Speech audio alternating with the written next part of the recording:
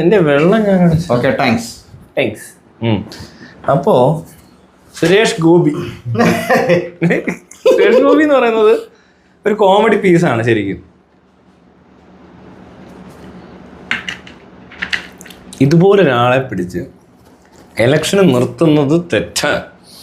അത് കഴിഞ്ഞ് ജയിക്കുന്നതും തോക്കുന്നതൊക്കെ ഇവിടുത്തെ ആൾക്കാർ മണ്ടന്മാരുണ്ടെന്ന് അറിഞ്ഞിട്ട് ഇവിടെ ജനാധിപത്യം എന്ന് പറയുമ്പോൾ ഇവിടുത്തെ ഏറ്റവും വിവരം കെട്ടവരാണ്, എണ്ണം കൂടി പോയാൽ വിവരം കെട്ടവരവിടെ ഭരിക്കും എന്നുള്ളതാണ്. അതിൻ്റെ പ്രശ്നം അത്രേ ഉള്ളൂ. അപ്പോൾ ഇവിടെ ഒരുപാട് മണ്ടന്മാരുണ്ടെന്ന് അറിഞ്ഞിട്ട് ഇന്ത്യ മൊത്തം കുറേ വിവരം കെട്ടവന്മാരെ കൊണ്ട് നിർത്തുന്നു. എന്തൊക്കെയോ കൊടുത്ത് കാശൊക്കെ കൊടുത്തിട്ടോ പറ്റിച്ചോ കുറേ പേര് ഭരിക്കുന്നു. ചില കാലാകാലങ്ങളായി ഇങ്ങനെ മുടിച്ച് വെച്ചിരിക്കുന്നു. അതിനിടെ തൃശ്ശൂർ അതിൻ്റെ ഒരു സാമ്പിൾ വേറെ. അല്ലാതെ ഇപ്പോൾ ഈ ഇന്ത്യയിൽ BJPക്ക് രണ്ടാമതൊരു ഭരണം കിട്ടില്ലല്ലോ, തുടർ ഭരണം ഉണ്ടാവില്ലല്ലോ. അതുണ്ടാവുന്നെങ്ങനെയാ?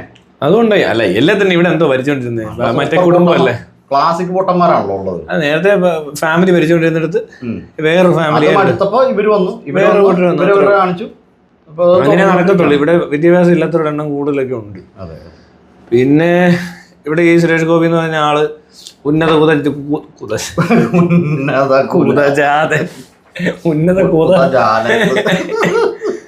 തെറ്റിപ്പോയതാ, ഉന്നത കൊല ആണെന്നൊക്കെ തെറ്റിദ്ധരിക്കുക. അടുത്ത വർഷം അടുത്ത ജന്മത്തില് ബ്രാഹ്മണനായിട്ട് ജനിക്കണമെന്നൊക്കെ പറയുക.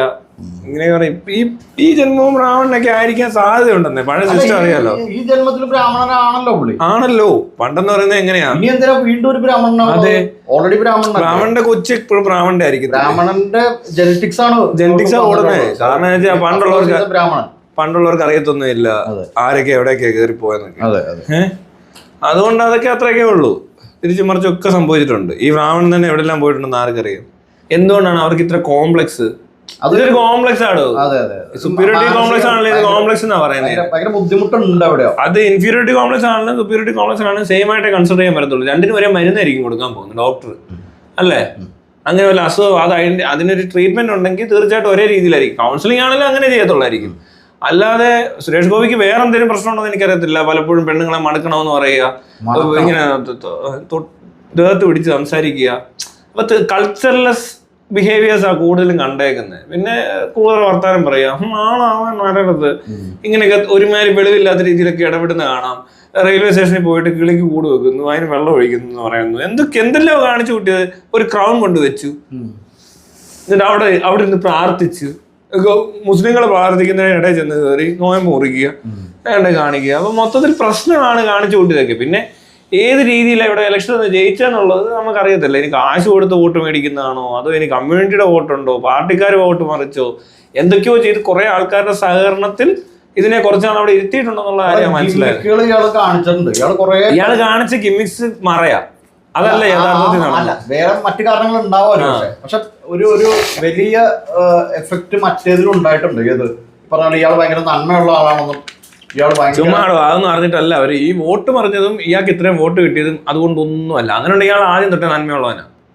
ഇയാൾ 2 പ്രാവശ്യം മത്സരിക്കുമ്പോൾ ഇയാൾ നന്മയുള്ളവനാണ്. ഈ പ്രാവശ്യത്തെ പരിപാടി ഇച്ചിരി ലോക്കുണ്ടാണ് എവിടെയോ. അതിന് ചെറിയ ഗ്രൗണ്ട് വർക്ക് വേറെ എന്തോ നടന്നിട്ടുണ്ട്. നല്ല ജയിക്കത്തൊന്നും ഇല്ല.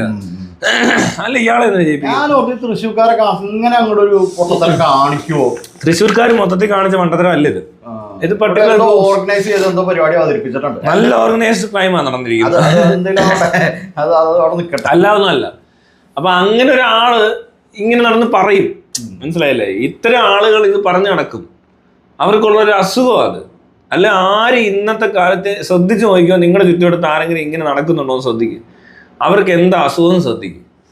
അവർക്ക് ചെറിയ കുഴപ്പമുള്ളതുകൊണ്ട് അവരത് പറയുന്നത്. അല്ലാതെ ഇതൊന്നും വലിയ ക്രെഡിറ്റ് ആയിട്ട് എടുക്കേണ്ട ആവശ്യമൊന്നുമില്ല. ഇപ്പൊ ഞാൻ ഏതൊരു വീട്ടിൽ ജനിച്ചതോ താൻ ഏതൊരു വേറൊരു വീട്ടിൽ ജനിച്ചെന്നോ കണ്ടാ ഈ നടക്കുന്നവൻ ഏതാണ്ട് വേറൊരു വീട്ടിൽ ജനിച്ചാന്ന് പറഞ്ഞിട്ട് വല്ല ഇപ്പൊ ഒരു നടനോ അല്ലെങ്കിൽ ഒരു MP-യോ ഒക്കെ ആയതുകൊണ്ടാണ് ഇയാൾ ഇങ്ങനെ പറയുന്നത്. ഭയങ്കര കാര്യമായിട്ട് കാര്യം വരുന്നതും ഈ വിമർശനം വരുന്നത് രണ്ടും വരുന്നത് ഇയാൾ ഇങ്ങനത്തെ ഒരു പൊസിഷനിൽ ഇരിക്കുന്നോണ്ടാ. അല്ലെങ്കിൽ ഇയാൾ ആരെങ്കിലും മൈൻഡ് ചെയ്യും? ഇയാൾ എവിടെയെങ്കിലും കിടന്ന് ഇങ്ങനെ പറയുന്ന ആൾക്കാർ ഇഷ്ടം പോലെ നമുക്ക് ചുറ്റുമൊക്കെ ഉണ്ട്. ഈ മനോനിലയുള്ളവരുണ്ട്, ഇത് പറയാത്തവരുണ്ട്, ഇത് ഉള്ളിൽ കൊണ്ടുവന്നിട്ട് കോംപ്ലക്സ് അടിച്ചിരിക്കുന്ന ഒത്തിരി പേരുണ്ട്. പക്ഷെ ഇവിടെ ഒത്തിരി പേർക്ക് ഇല്ല. എനിക്ക് ഒരുപാട് അറിയാത്തവരും പറയാത്തവരുമായിട്ടുള്ള ഭൂരിപക്ഷം വരുന്ന, അതായത് എനിക്ക് ഇഷ്ടംപോലെ ഫ്രണ്ട്സ് ഉണ്ടല്ലോ. നമ്മൾ ഈ ഓരോ മതത്തിൽപ്പെട്ടവരും ജാതിയിലുണ്ടെന്നൊക്കെ പറയുന്ന ഫ്രണ്ട്സാ. നായന്മാര് സുഹൃത്തുക്കൾ ബ്രാഹ്മണനുണ്ട്. ഞാൻ പറഞ്ഞില്ലേ പല ബ്രാഹ്മണരുണ്ട്. എല്ലാ സാധനം അവരൊന്നും ഇത് ശ്രദ്ധിക്കുന്നില്ല. വളരെ കുറച്ച് പേര്. നമ്മളായിട്ട് ഇടപെടുന്ന ആ തരത്തിലല്ല. അവരൊരു വീട്ടിൽ ജനിച്ചു പോയി. നമ്മളിപ്പോ നമ്മുടെ ആരാ മറ്റേ പട്ടരോ ഏണ്ടൊക്കെ ഉണ്ടല്ലോ, കുറെ ഉണ്ടല്ലോ ഈ കഴിഞ്ഞിടയ്ക്കൊക്കെ നമ്മൾ പരിചയപ്പെട്ട പൊട്ടനില്ല ചുമ്മാ ഏണ്ടൊക്കെ കാണിക്കുന്നു. പക്ഷെ ഇന്നത്തൊക്കെ രസം എന്ന് വെച്ചാൽ ഇതൊന്നും നമ്മളാരും ശ്രദ്ധിക്കുന്നില്ല. നായരിൽ തെളിയിച്ച് പട്ടറിൽ പൊട്ടനുണ്ടെന്ന് പറഞ്ഞു കേട്ടിട്ടുണ്ട്. പക്ഷെ നായരിൽ പൊട്ടനുണ്ടെന്ന് എല്ലാത്തിനകത്തും പൊട്ടന്മാരും നാറുകളും തെണ്ടികളും ഒക്കെ കാണും. അതല്ലല്ലോ നമ്മൾ നോക്കുന്നത്. ഒരാൾ ക്വാളിറ്റി എന്ന് പറയുന്നത് അവനെ വീട്ടിൽ ജനിച്ചതോ അല്ല അവന് മറ്റേ പേരിന്റെ അറ്റത്ത് വാലുള്ളതോ അല്ലെങ്കിൽ ഇവന്റെ കുറെ കാശുള്ളതോ ഒന്നും ഒരു വിഷയമല്ല. നമ്മൾ ക്വാളിറ്റി എന്ന് പറയുന്നത് വേറൊരു സംഭവത്തിനെയാണ്. ഞങ്ങൾക്കിടയിലൊക്കെ അങ്ങനത്തെ ആൾക്കാർ വരുമ്പോൾ അങ്ങനെ ട്രീറ്റ് ചെയ്യത്തുള്ളൂ. ഞാൻ അങ്ങനെ ആൾക്കാരെ എടുക്കുന്നത്. അല്ല എനിക്ക് ഈ മൈരൻ എവിടെ നിന്ന് വന്നാന്ന് എനിക്ക് അറിയേണ്ട ആവശ്യമില്ല. ഇവൻ ഏതെങ്കിലും മതത്തിൽ വിശ്വസിക്കുന്നുണ്ടോ, ഇവൻ പ്രാർത്ഥിക്കുകയോ ഇല്ലയോ, ഇതൊന്നും നമ്മുടെ വിഷയമല്ല. പക്ഷെ ഈ ക്യാരക്ടർ എന്ന് പറഞ്ഞ സാധനമുണ്ട്, അത് മനസ്സിലാവും. കുറച്ച് കഴിയുമ്പോൾ നമുക്ക് മനസ്സിലാവും. ഇതൊക്കെ ഓരോരുത്തരെയും മനസ്സിലാവും. അപ്പം അതിനനുസരിച്ച് അങ്ങ് ഇടപെടുക എന്നുള്ളതേ ഉള്ളൂ. അല്ല എന്തോ പിന്നെ എല്ലാവരും അങ്ങ് പെർഫെക്റ്റും അല്ല. ആരാ വലിയ പെർഫെക്റ്റ്? അതൊന്നും അങ്ങനെ തികഞ്ഞവരൊന്നും ഇല്ല. അത് നോക്കുമ്പോൾ രസം എന്നാന്ന് വെച്ചാൽ ഈ വില കളി കിട്ടുന്ന സീനാണെങ്കിലും ഒരു പ്രശ്നവും ഇല്ല ആൾക്കാർക്ക്. ജാതി മതവും അതൊന്നും ഒരു വിഷയമല്ല. കളി കെട്ടുന്നിടത്ത് പോയി എവിടെ വേണേലും കളിക്കുക. അതാണ് ബ്രാഹ്മണൻ ചെയ്തോണ്ടിരുന്നത് പണ്ട്. ഓടി കിടന്ന് കളിക്കുന്നു. അന്ന് പിന്നെ കോണ്ടോ ഇല്ലാഞ്ഞുകൊണ്ട് പിള്ളേരുണ്ടാവുന്നു. ഇന്നത്തെ ബ്രാഹ്മണന്മാർ പോയി കളിക്കുമ്പോൾ കോണ്ടോ അടിക്കുന്നതുകൊണ്ട് ഏതാ ഇപ്പൊ അജിൻ ജോസ് പെരേര പറഞ്ഞ പോലെ അതിനൊക്കെ ആണെങ്കിൽ വല്ല മസാജ് സെന്ററിൽ വല്ലതും പോയാ പോരെ. മസാജ് സെന്റർ പോലത്തെ പഴയ വീടുകളിൽ ചെന്നിട്ട് സംഭവിച്ചതായി കാണുന്നേ.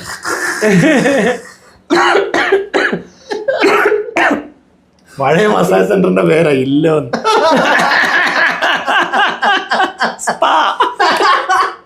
പേര് മാറ്റി കളയാ. അയ്യോ അങ്ങനെ എന്തൊക്കെയോ ചെയ്ത് ആരാണ്ടൊക്കെ തറവാട് എന്നൊക്കെ പറഞ്ഞ സാധനം. ഇതിന്റെയൊക്കെ പേര് സ്പാ. കുറച്ച് വലിയ ഡെക്കറേഷൻ ഒന്നും വേണ്ട. സ്പാ പണ്ട് സ്പാ ഇറങ്ങിക്കൊണ്ടിരുന്നിടത്ത് കോണ്ടോ ഇല്ലാഞ്ഞുകൊണ്ട് പിള്ളേരുണ്ടാകുന്നു. അങ്ങനെ കുറച്ച് പരിപാടികൾ അവർ എഴുതി പൈസക്ക് പകരം സ്ഥലമൊക്കെ എഴുതി കൊടുത്തോണ്ടിരുന്ന സംഭവം ശരിയല്ലേ? അത്രേ നടന്നിട്ടുള്ളൂ. അത് വലിയ ആണ് സംഭവമൊന്നും അല്ല. അന്നത്തെ രീതിയാണ്. ഇന്ത്യ ആയിട്ടില്ലല്ലോ. ഇന്ത്യ ഇല്ല. അപ്പൊ മറ്റേ കോയിനൊക്കെയാണ് മറ്റേ ഇവിടുത്തെ മറ്റേ കോയിൻസ്. ശരിയാ. സാധനം. പിന്നെ അതുപോലെ ഇലക്കകത്തൊക്കെ എഴുതി വെക്കും ഇത് നിന്റെ ഒരു മലയെ കാണിച്ചിട്ടുണ്ട് എടുത്തോളാനൊക്കെ പറഞ്ഞിട്ട് കേറി ഒരു മസാജ് നടത്തിയിട്ട് അങ്ങ് പോകും. മസാജ് വിത്ത് ഹാപ്പി എൻഡിങ്. അത് ഈ പറയുന്ന ഒരു കാര്യം ഞാൻ പറയാം. ഇതിനകത്ത് ആരുടെയും പുറകോട്ട് ഇത് ഇന്ന കൂട്ടരാന്ന് മാത്രം നായരെ മാത്രം അല്ലാതെ അത് എല്ലായിടത്തും ആരൊക്കെ എവിടെയൊക്കെ നടന്നിട്ടുണ്ട്. അങ്ങനെ ഒരു കമ്മ്യൂണിറ്റി ഒന്നും ഇല്ല. പക്ഷെ അതാണ് എല്ലായിടത്തും ഇതാ നടക്കുന്നത്. അന്നെന്ന് പറയുന്നിടത്ത് ഒരാൾക്ക് ഒരു വ്യത്യാസവും ഇല്ല. ഈ പറഞ്ഞ രാജാവോ ഈ പറഞ്ഞ അതിന് താഴെ നിൽക്കുന്ന കുറച്ച് ഗ്രൂപ്പോ വിചാരിച്ചാൽ ആർക്ക് വേണമെങ്കിലും എവിടെ വേണമെങ്കിലും കയറാം. അതിനകത്ത് നായര് നമ്പൂരിക്ക് ബുദ്ധിമുട്ടൊന്നും ഉണ്ടാകത്തില്ലായിരിക്കും. ചില ഹൈ ക്ലാസ് ആൾക്കാർക്ക് കുഴപ്പമില്ല. ഹൈ ക്ലാസ്സുകാർക്ക് പ്രശ്നമൊന്നുമില്ല. നേരെ മിഡിലും ലോ ക്ലാസ്സിലുള്ളിടത്ത് എല്ലാ ഇവന്മാരും കയറി അടിക്കുക. എല്ലായിടത്തും കളിച്ച് നടക്കുക ആൾക്കാർ. അവന്മാർ ഇമ്മ പിടിച്ച് കാണുന്നതിനെ ഒന്ന് ഇഷ്ടപ്പെട്ടു ഒന്ന് പൊങ്ങി അവൻ കാട്ടിക്കൂടെ നടന്ന് വരുമ്പുരുത്തി കിടക്കുന്നു. ആ പിടിച്ചാൽ കളിക്കും. അത്രയൊക്കെ ഉള്ളൂ. അതിന് വലിയ കൊടുത്തൊന്നും എടുക്കേണ്ട കാര്യമൊന്നുമില്ല. അങ്ങനെയൊക്കെ ഇവിടെ എല്ലാവരും ഉണ്ടായിരുന്നു. അത് കഴിഞ്ഞ് പോർച്ചുഗീസുകാർ വന്ന് കളിച്ച്, യൂറോപ്യൻസ് കുറെ കളിച്ച്, അറബികൾ കുറെ വന്ന് കളിച്ച്. അറബികൾ കളിച്ചെന്ന് പറഞ്ഞാൽ കുറെ എണ്ണം ഒരു മൂലയ്ക്ക് വലിയ അറബിയെ പോലെ നടക്കും.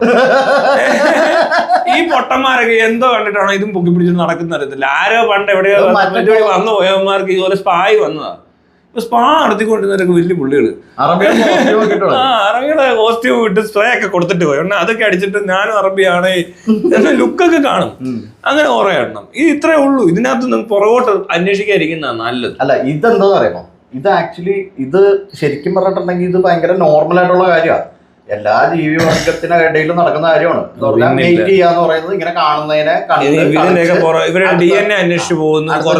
ഉണ്ടാക്കി അങ്ങോട്ട് പോവാന്നുള്ളതുള്ളൂ.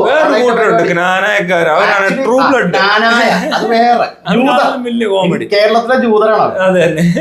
ഈ ഏറ്റവും ഈസി ആയിട്ട് ഈ പരിണാമം മനുഷ്യർക്ക് സർവൈവ് ചെയ്യാൻ ഏറ്റവും നല്ല മാർഗം എന്ന് പറയുന്നത് ക്രോസ് ചെയ്ത് ഈ സെക്സ് ചെയ്യുന്നത് തന്നെയാണ്. ഏറ്റവും നല്ലത്. അപ്പൊ അത് പിൽക്കാലത്ത് ഈ ഏകഭാര്യ മറ്റേ അത് കാരണം പത്നി വ്രതം ഒക്കെ കൊണ്ടുവന്നിട്ട് കുടുംബമൊക്കെ ആക്കി കഴിഞ്ഞപ്പോഴേക്കാണ് ഈ സാധനം സോഷ്യൽ ഓർഡറിനകത്ത് സംഭവം ക്രോസ് ചെയ്യുന്ന ഈ പറഞ്ഞ പോലെ പല രാജ്യത്തുനിന്ന് എടുത്ത് ക്രോസ് ചെയ്യാൻ അത്ര നല്ല ജെനറ്റിക്കലി നല്ല അങ്ങനത്തെ പിള്ളേരാ.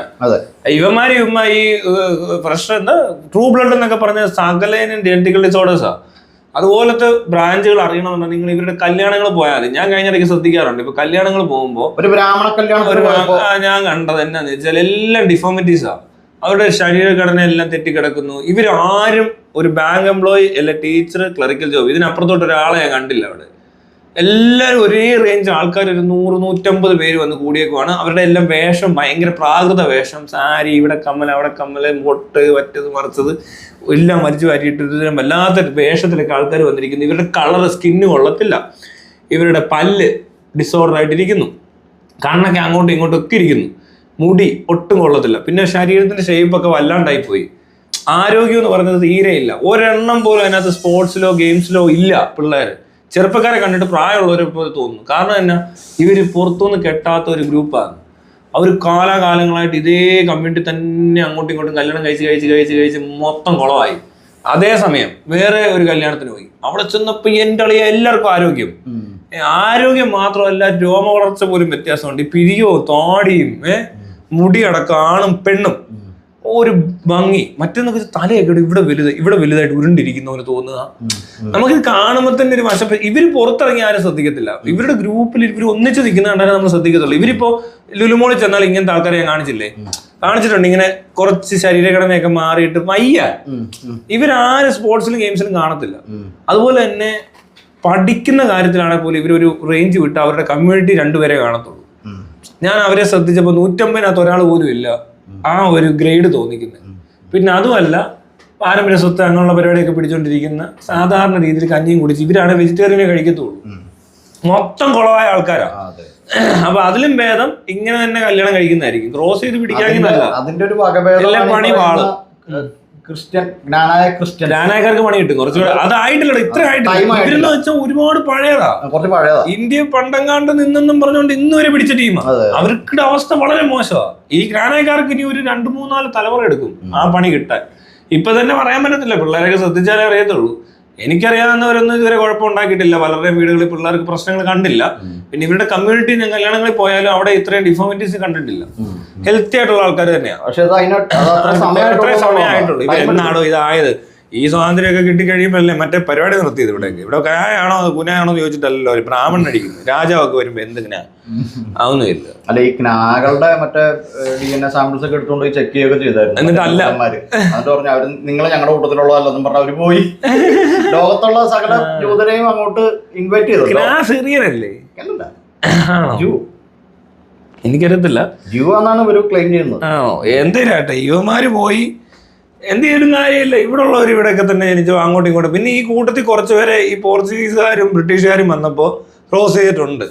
അത് നമുക്ക് അവരെ കണ്ടറിയാം. ജനിസിന്റെ ഗുണമാ അല്ലയോ എന്ന് പറയത്തില്ല. ചിലര് അങ്ങനെയാ കണ്ടു കഴിഞ്ഞാൽ കണ്ടറിയാം. അവൻ ഇവിടെ അല്ല, പെണ്ണുങ്ങളെ കണ്ടാലും അറിയാം, അറബികളെ കണ്ടാലും അറിയാം, പോർച്ചുഗീസുകാരനെ കണ്ടറിയാം.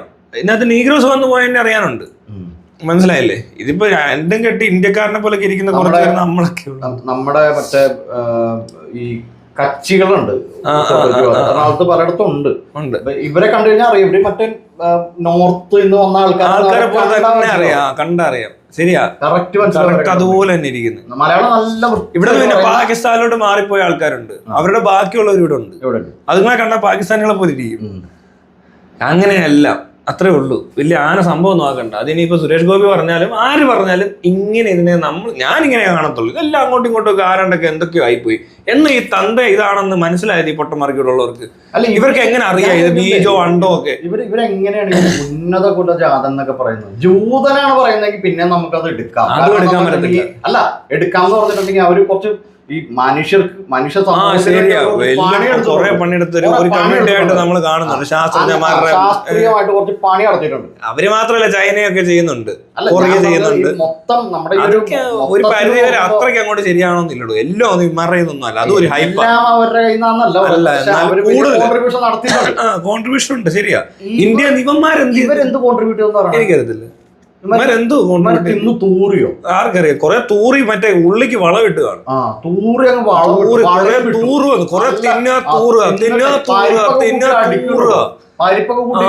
കൊറേ തൂറിയിട്ട് വലിയ ക്രെഡിറ്റ് ഉണ്ടായിക്കൊണ്ടിരിക്കുക. അല്ല, ഈ സുരേഷ് ഗോപി എന്താ ചെയ്തത് ഇതുമായിട്ട്? അയാളെങ്ങനെ ഉന്നത കുലം? വേറെ അയാളും അല്ല അയാൾ ഉദ്ദേശിക്കുന്നത്, വേറെ കുലം വരണമെന്ന്. ഉന്നത കുലം, ഉന്നത ജാതി, പുള്ളി ഒരു പ്രത്യേക ജാതിയിലാണല്ലോ പുള്ളി. ഞാനതാ പറഞ്ഞ, ആ കോംപ്ലക്സ് ആയിക്കൊണ്ട് അയാൾക്ക് കുറവുള്ള പോലെ എനിക്ക് തോന്നിയിരിക്കുന്നത്. അല്ല, ഇങ്ങനത്തെ ഇതും പറഞ്ഞ് നടക്കുന്നവരുടെ എണ്ണം ശ്രദ്ധിച്ചറിയാടോ. വളരെ ഇൻകോമ്പറ്റന്റ് ആയിട്ടുള്ള ആൾക്കാര് അവരാണ്. അവരുടെ വീട്, ജാതി, അപ്പൻ അയാളായതുകൊണ്ട് ഞാനും ഒരു സംഭവമാണെന്ന് പറഞ്ഞ് നടക്കുക. എല്ലാം എനിക്ക് ഒത്തിരി പേരെ ഇങ്ങനെ അറിയാം. അതെന്തുകൊണ്ടാണെന്ന് വെച്ചാൽ ഇവനെ കഴിവുകെട്ടവനായി പോവും. മനസ്സിലായേ? ഇവൻ ഉദ്ദേശങ്ങളൊന്നും നടക്കുന്നുമില്ല, അല്ല നടക്കത്തുമില്ല. പിന്നെ ഇയാളൊക്കെ എന്ന് വെച്ചാൽ ഈ പറഞ്ഞ സിനിമയെ വന്ന് കിടന്ന് മെഴുകുന്ന അല്ലാതെ ക്വാളിറ്റി ഒക്കെ കണക്കാ. ഇവരുടെ സർക്കിൾ ആണെങ്കിലും നമുക്കറിയാം ഏത് തരത്തിലുള്ള ആൾക്കാരായിരിക്കും. എല്ലാം ഒരുതരം വല്ലാത്ത രീതിയിൽ കാശൊക്കെ ആയി കഴിയുമ്പോഴേ കുറെ പേര് അടുത്ത് കൂടുന്ന ആൾക്കാർ, കാശ് കണ്ട് കാശുകാരൻ തമ്മിലുള്ള കുറെ കച്ചവട പരിപാടി, ഇതൊക്കെ ഇവര് തമ്മിലുള്ള ബന്ധം. അല്ലാതെ ഇവരുടെ ഇടയിൽ ചെന്നിരുന്നാൽ ഇവന്മാർ സംസാരിക്കുന്നത് എന്തോ നേട്ട സങ്കടം വരും. അങ്ങനത്തെ കാര്യങ്ങളും പറഞ്ഞിരിക്കുന്ന ടൈപ്പ് കുറെ എണ്ണം ഉണ്ട്. അങ്ങനത്തെ സർക്കിൾ ഞാൻ കണ്ടിട്ടുണ്ട്. അവിടെ എല്ലാം വേറെ രീതിയാണ്, അല്ലാതെ വേറെ സംഭവമൊന്നും ഇല്ല. വളരെ ഗതികെട്ടൊരു രീതിയാണ് അത്. അതിനകത്തുനിന്ന് ഈ പിള്ളേരൊക്കെ ഇങ്ങനെ ആയിരിക്കും, അവരുടെ മക്കളൊക്കെ ഇങ്ങനെ ആയിരിക്കും. ഇവൻ്റെയൊക്കെ മക്കളെയൊക്കെ കണ്ടിട്ടില്ല. അതുപോലെ മോഹൻലാലൊക്കെ കണ്ടില്ലേ, ഇത്രയും കൊല്ലം സിനിമ വന്നിട്ട് ഒരു കഴിവും ഇല്ലാത്ത ഒരാളെ കൊണ്ടുവന്നിട്ട് സിനിമയിൽ അഭിനയിപ്പിക്കാൻ ശ്രമിക്കുക എന്ന് പറയുന്നത് സിനിമയ്ക്ക് എന്ത് വലിയ കോൺട്രിബ്യൂഷൻ ആണെന്ന് ഓർത്തു. സുരേഷ് ഗോപിയുടെ കോൺട്രിബ്യൂഷൻ താണ്ട മോൻ മക്കൾ 2 എണ്ണം വന്നിട്ട് നാടൊക്കെ കാണിക്കുന്നു. ഇതൊക്കെയാണ് കോൺട്രിബ്യൂഷൻ. അയാൾ ചെയ്തത് എന്തൊക്കെയോ ചെയ്തു, ശരിയാ. കുറച്ച് പടമൊക്കെ നല്ലതുണ്ട്, ഇല്ലെന്നൊന്നും പറയാൻ. പിന്നെ നന്മ ഉണ്ടാക്കാൻ വരുന്നത് എന്തിനാണെന്ന് എല്ലാവർക്കും അറിയാം. അത് ഈ പറഞ്ഞ പോലെ ടാക്സ് ഒക്കെ വെട്ടിക്കാനും കുറെ കള്ളപ്പണം വെളുപ്പിക്കാനും ഉള്ള മറ മാത്രം. അല്ലാതെ ഇവനൊന്നും മറ്റേ കാറ് വാങ്ങി ഇവിടെ ഓടിച്ച ആളാ. അത് ശരിയാ.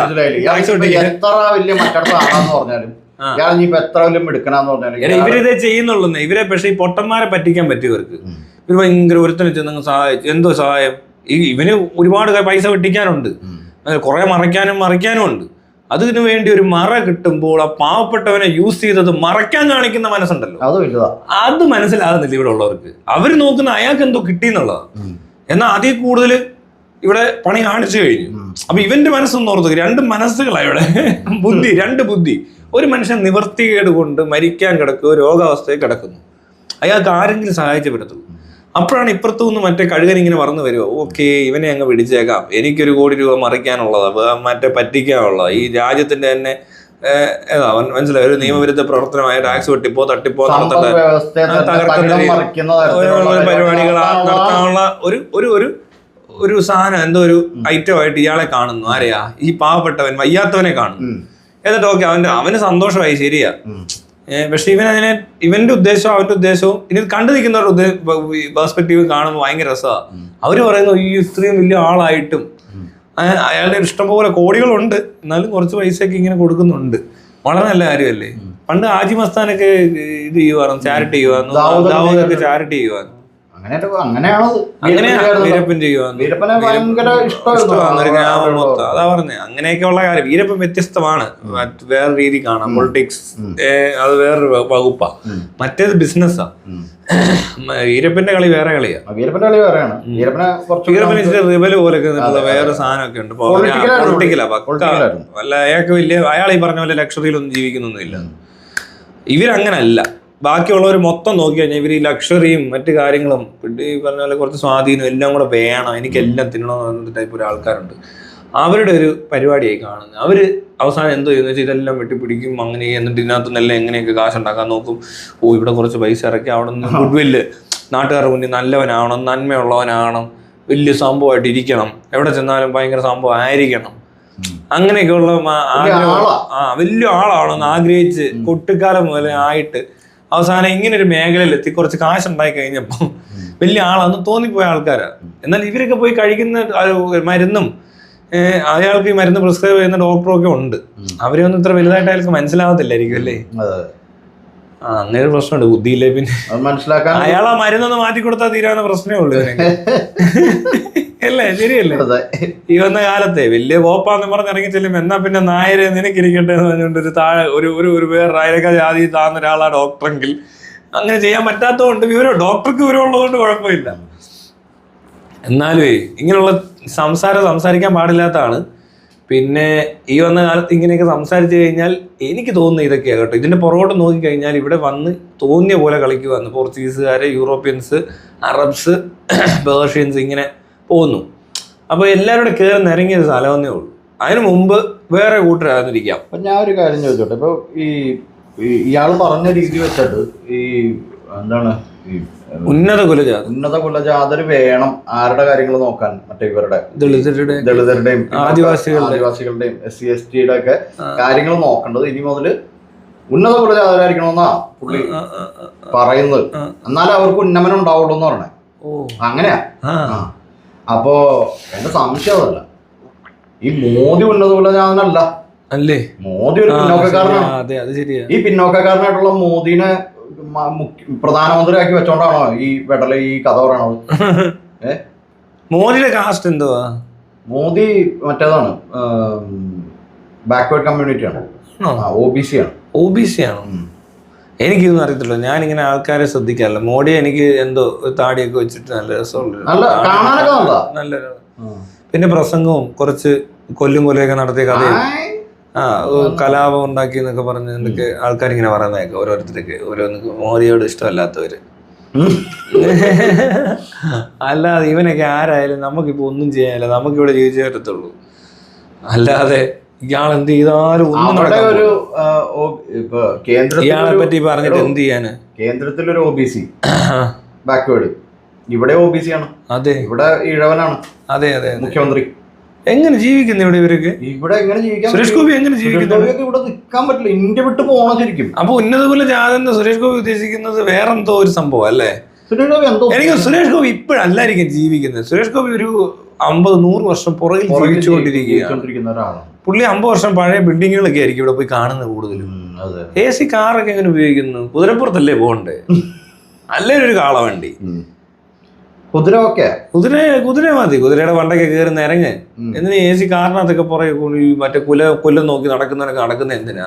ബാക്കി എല്ലാം ഉപയോഗിക്കാൻ അറിയാം. ബാക്കി എല്ലാം പുതിയതാ. ഫോൺ വരെ ഉണ്ട്, അതെല്ലാം ഉണ്ട്.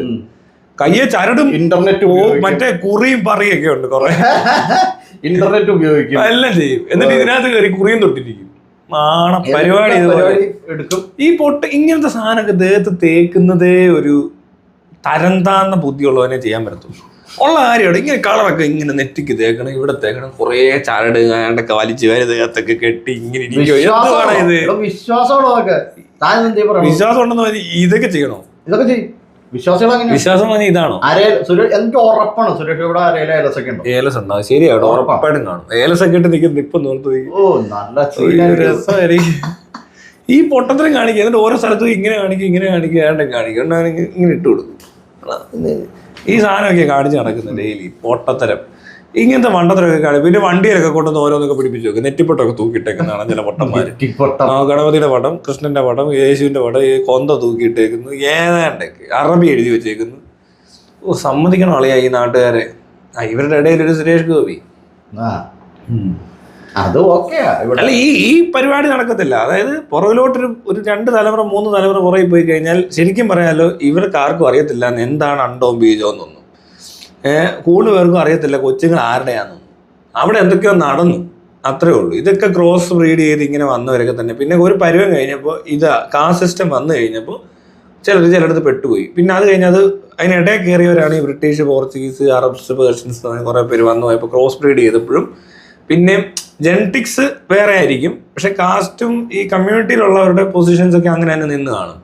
പോർച്ചുഗീസുകാരന് ഇപ്പോൾ താന്ന അധികാരി ഒരു പെണ്ണുമായിട്ടൊക്കെ ബന്ധപ്പെട്ട് കഴിഞ്ഞാൽ അവിടെ കൊച്ചുണ്ടായാലും പോർച്ചുഗൽ കൊച്ചെന്ന് പറഞ്ഞുകൊണ്ട് പ്രത്യേക പരിഗണനയൊന്നും കിട്ടിക്കാണത്തില്ല. അവരുണ്ടാകുന്ന സമയത്ത് കിട്ടിക്കാണും, അത് കഴിഞ്ഞിട്ട് പിന്നെ കിട്ടിക്കാണത്തില്ല. പക്ഷെ അവർ കുറച്ച് റിച്ച് ആയിരിക്കും.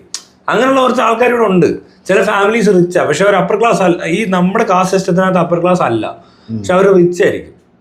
അവരെന്ന് പറയുന്നത് റിച്ച് ആവാൻ കാര്യം ബ്രിട്ടീഷുകാരുണ്ടാകുന്ന സമയത്ത് അവരെ സപ്പോർട്ട് ചെയ്തു. അങ്ങനെയൊക്കെ അവർക്ക് കുറേയൊക്കെ ചില ആൻറ്റിമാരൊക്കെ കൃത്യമായിട്ട് വർക്ക് ചെയ്തപ്പോൾ കുറച്ച് പൈസ കിട്ടി. അതാണ് ഇവിടെ നടന്നേക്കുന്നത്. നമ്മുടെ നാട്ടിൽ എപ്പോഴും എല്ലാവരും ഈ പെണ്ണുങ്ങളെ കൂട്ടിക്കൊടുത്താണ് സത്യം പറഞ്ഞാൽ സർവൈവ് ചെയ്തേക്കുന്നത്. ഇവന്മാർക്ക് ഫൈറ്റ് ചെയ്യാനുള്ള നമ്മളെ തന്നെ അമേരിക്കാരൻ വന്ന് ഇടിച്ചിട്ട് കഴിഞ്ഞാൽ എന്ത് ചെയ്യാൻ പറ്റും? ഇടി ഉള്ളതായിരിക്കും തന്നെ അവളെ ഒന്ന് കളിച്ചോളം പറയാനുള്ള നിവൃത്തിയൊക്കെ ഇപ്പോഴും ഉള്ളൂ.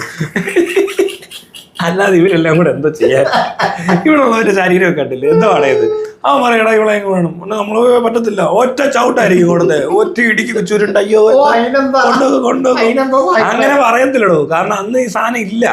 ഈ സദാചാരം സംഭവമൊക്കെ പിന്നെ എന്നാടോ ഇതൊക്കെ ഉണ്ടായത്? അന്നിപ്പോ സായിപ്പ് ഇങ്ങനെ പോകുന്ന വഴിക്ക് സായിപ്പിനെ കാണുമ്പോൾ ഉന്നത പോലെ അല്ലേ? അപ്പൊ എടുത്തോന്ന് പറഞ്ഞു കാണും, വീട്ടിൽ കൊണ്ട് കൊടുത്ത് കാണും. ഈ പറഞ്ഞ ഇവിടെ ഉള്ളവന്മാരെ ഇതിനെയൊന്നും അവർക്ക് വേണ്ടിയിട്ടായിരിക്കത്തില്ല. മനസ്സിലായില്ലേ? ഒരു ബിരിയാണി കഴിക്കാൻ ഇടയ്ക്ക് ഒരു കപ്പയും കുറച്ച് അമ്മന്തി, വെറും കപ്പയല്ല, പച്ചക്കാണെങ്കിലും ചുട്ടത് ഉണങ്ങിയ കപ്പ. അവര് ശരിക്കും എങ്ങനെ ചെയ്തത് ഇതൊക്കെ? നിങ്ങൾ ഇവിടുത്തെ ആൾക്കാർക്ക് വല്ല വൃത്തിയോ മനയോ വല്ലതും ഉണ്ടോ? കുളിപ്പിച്ച് എന്നാലും എത്ര കുളിപ്പിക്കും? ഒരാഴ്ചയൊക്കെ കൊണ്ടുവന്നിട്ടുണ്ടോ? അതിനകത്ത് ഇട്ട് കാണും ഒരാഴ്ചയൊക്കെ. എന്നിട്ടൊക്കെ ആയിരിക്കും ഇതിനൊക്കെ അല്ല, ചിന്തിക്കാൻ പറ്റത്തില്ല കേട്ടോ. ഇവിടെ ഉള്ളവരുടെ വൃത്തിയില്ലാത്തവരാ. ഇപ്പൊ പോലും ഇതുങ്ങൾക്ക് വൃത്തിയില്ല.